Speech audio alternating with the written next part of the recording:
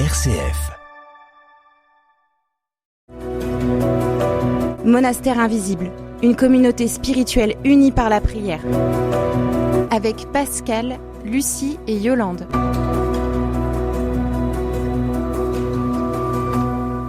Bonjour chers auditeurs et auditrices.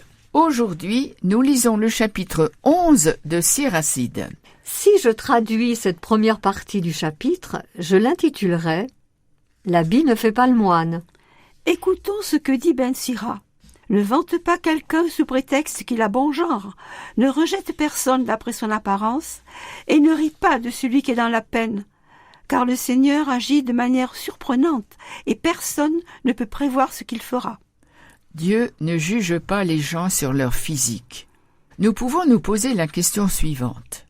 Est-il juste de se préoccuper seulement de l'apparence et de critiquer sans réfléchir ? Commence par t'informer et non par critiquer. Examine d'abord, tu blâmeras ensuite. Ne réponds pas avant d'avoir bien entendu.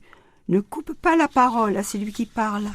L'apparence ne représente qu'une infime partie de ce que nous sommes.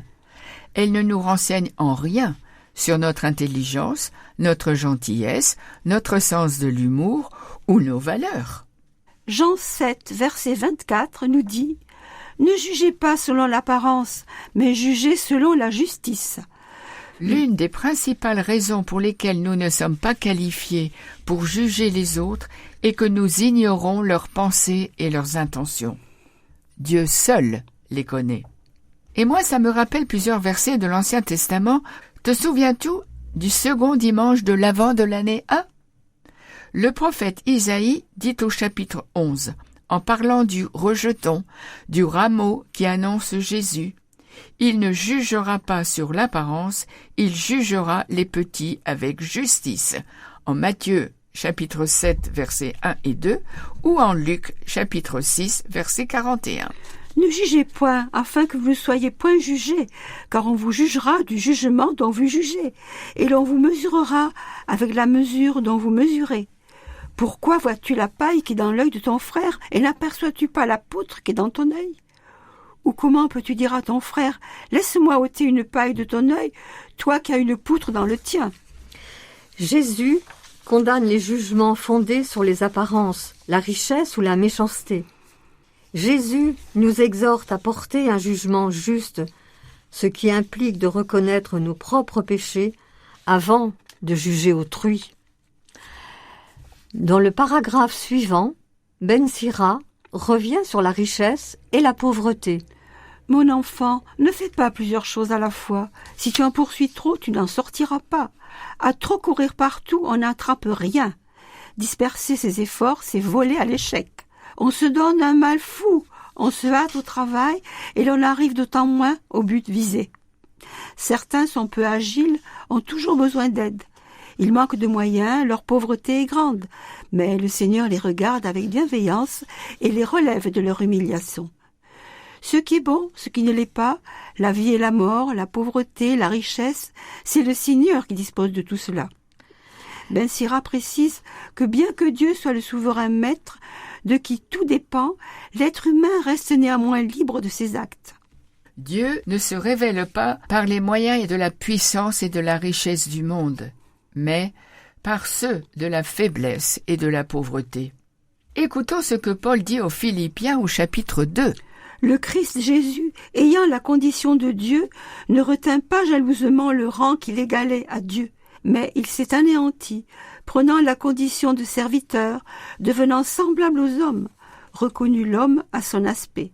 L'humilité dans nos cœurs produira la bonté que chacun de vous, au lieu de considérer ses propres intérêts, considère aussi ceux des autres.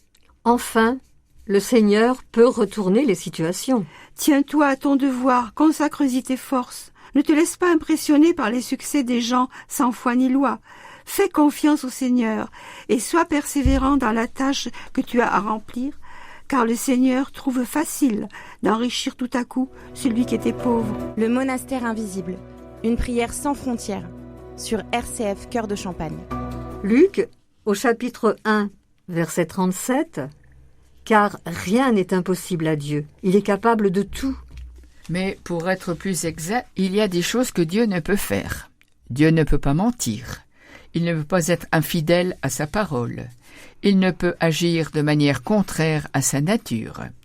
Cependant, tout ce qu'il veut, tout ce qu'il aime, tout ce qui convient à son être, il peut le faire. Comment ne pas l'adorer? Comment ne pas trouver refuge en lui? Sa force dépasse tout ce que l'on peut imaginer. Ce dernier paragraphe nous parle de l'appel à la vigilance dans le choix de nos relations. L'hospitalité est une valeur importante, mais elle doit se pratiquer avec prudence lorsqu'il y a danger d'assimilation. À cette époque, cette invitation à se méfier des malins, des étrangers, est un moyen de freiner l'hellénisation et le syncrétisme religieux qui est en train d'éloigner les Juifs de leur propre tradition. Ben Sira cherche le juste milieu entre l'isolement et l'assimilation.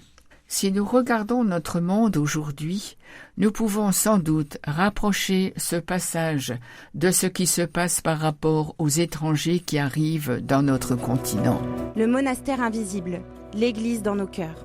Sur RCF Cœur de Champagne.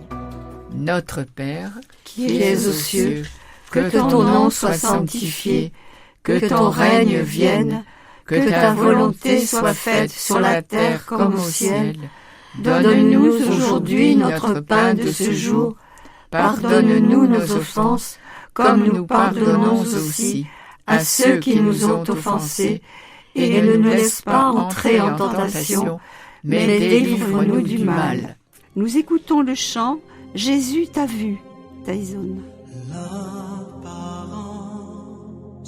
c'est cacher sa souffrance, c'est de faire croire que tout va bien, alors qu'on doute du lendemain. On se cache derrière un soupir, on se cache derrière un sourire, mais au fond de nous, nous cachons le pire. On porte un masque, on se fait passer pour un autre, on joue le rôle de quelqu'un d'autre, on voudrait ressembler aux autres. On fait semblant de vivre, comme si de rien n'était, mais comment cacher devant celui à qui tout est dévoilé. Il t'a vu,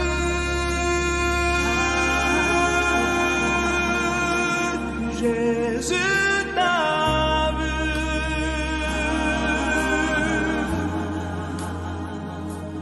Il ne prend pas garde à l'apparence.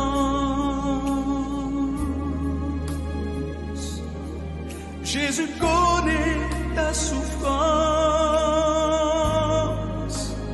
Il t'a vu.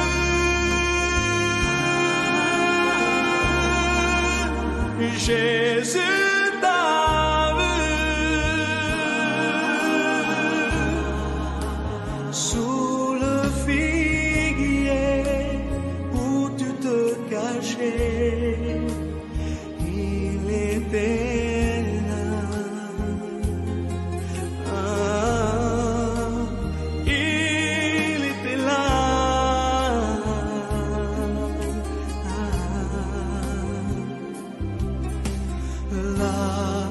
L'apparence, c'est de cacher sa souffrance, c'est de faire croire que tout va bien, alors qu'on doute du lendemain. On se cache derrière un soupir, on se cache derrière un sourire, mais au fond de nous, nous cachons le pire. Au revoir, chers auditeurs et auditrices. À la semaine prochaine. Au revoir.